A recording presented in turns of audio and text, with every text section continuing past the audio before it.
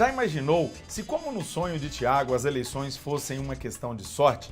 A gente não precisaria sequer saber o nome dos candidatos, já que a eleição seria uma mera obra do acaso.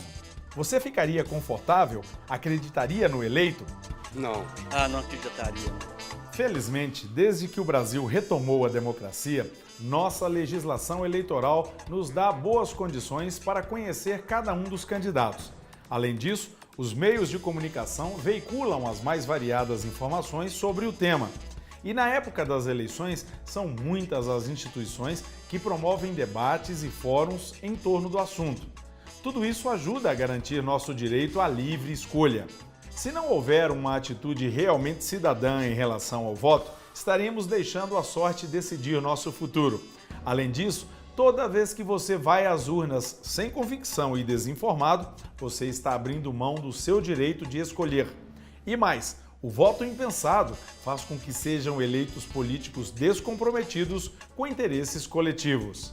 Do ponto de vista do sistema eleitoral, nós temos um sistema que, seja no majoritário, seja no proporcional, ele, de certa forma, esconde do eleitor aquilo que vai acontecer no dia seguinte, quando as pessoas estiverem eleitas. Ou seja, acontece muito de a pessoa votar em alguém, votar em algum partido, esperando um determinado comportamento, e esse comportamento, no dia seguinte, no exercício dos mandatos, não acontece.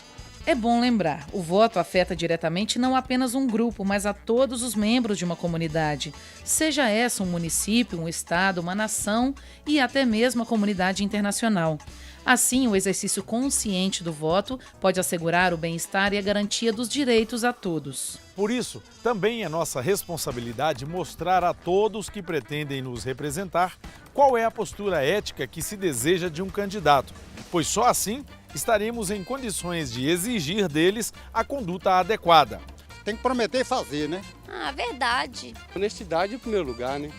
Tão importantes quanto o fato de um candidato ser honesto, ético e comprometido são as propostas que ele e o partido defendem. É a partir delas que vamos nos orientar para tomar a decisão do voto. Se o candidato não apresentar propostas claras, com metas definidas e baseadas em diagnósticos pautados na realidade e nas necessidades do povo, ele nem deve ser considerado. Mas se for um candidato que apresenta propostas e metas, é bom saber, por exemplo, o que ele pensa sobre a reforma do sistema político, que reflexões ele faz sobre as políticas de direitos humanos, sobre a dívida pública, a reforma agrária, a mobilidade urbana, o investimento em energias renováveis, a democratização dos meios de comunicação. Mas preste atenção, veja se o que ele propõe está de acordo com o cargo a que ele concorre. Se ele tem propostas, precisamos saber se elas são coerentes, possíveis de ser executadas. Quer ver um exemplo? Não é função de um deputado estadual alterar o valor do salário mínimo no Brasil. Então, se um candidato a deputado estadual fizer essa proposta, ou ele não conhece as atribuições do cargo, ou ele está tentando enganar o eleitor. Depois de avaliar se o candidato tem propostas coerentes, aí sim podemos considerá-las e ver se atendem nossas expectativas. Assim, se um candidato não se posicionou sobre determinado assunto que você acha importante, já sabe, né? Procure um que tenha uma opinião clara sobre o tema. Agora, quando o posicionamento do candidato não te agradar, faça o mesmo. Continue pesquisando e faça a melhor escolha. Numa eleição, há muitas ideias contraditórias e outras tantas complementares. Essa diversidade proposta cria um panorama muitas vezes complicado para se fazer uma escolha, mas há pontos que não podem ser negligenciados por nenhum candidato ou por nós eleitores. A ética é um deles. O que está em jogo? Direitos que estão em jogo, liberdade, direitos de propriedade, direitos sociais, direitos a trabalho, direito a emprego, direito a uma vida digna, enfim. Que caminhos se tem para chegar em cada um desses pontos? Quando o eleitor começa a perceber isso de uma forma mais palpável, ele tende a fazer escolhas mais informadas. Mesmo que o projeto do candidato pareça pertinente, concreto e interessante, se ele não evidenciar seu compromisso com a ética, de nada vai valer sua lista de promessas. Por isso, a proposta é apenas um dos critérios que se deve levar em consideração ao escolher o candidato. Além desse, há outros critérios de escolha. Procure saber se ele já esteve envolvido em escândalos ou crimes. Lembre-se que há delitos que não são tão visíveis como os assaltos, o tráfico, os homicídios. Fazer mau uso do dinheiro público e a corrupção também são crimes.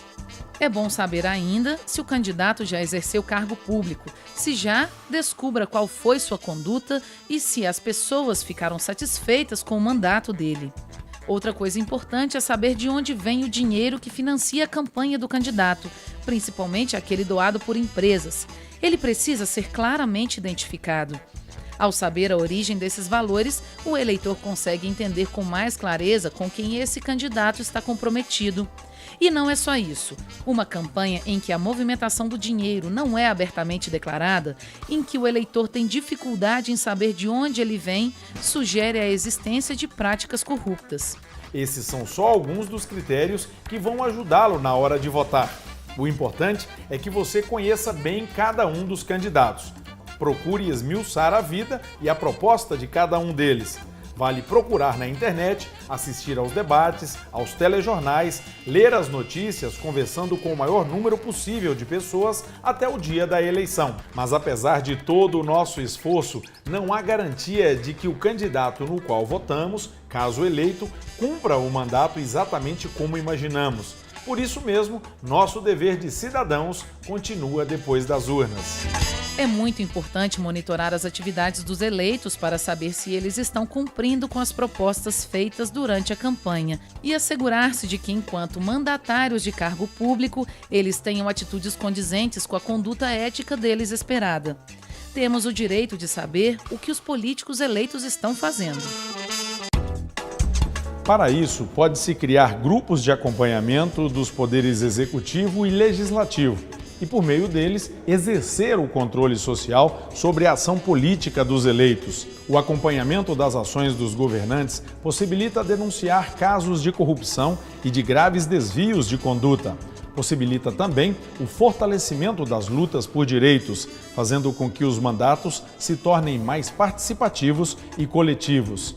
Você percebeu uma coisa? O exercício do voto é um processo complexo, no qual o cidadão deve se engajar, interessado em compreender a realidade a partir do seu cotidiano, examinar as propostas apresentadas pelos candidatos e atuar de modo a transformá-la. Por meio do voto e pelo que ele representa para a democracia brasileira, podemos mudá-la, torná-la mais participativa. Portanto, movimente-se, informe-se, seja cidadão. Vote!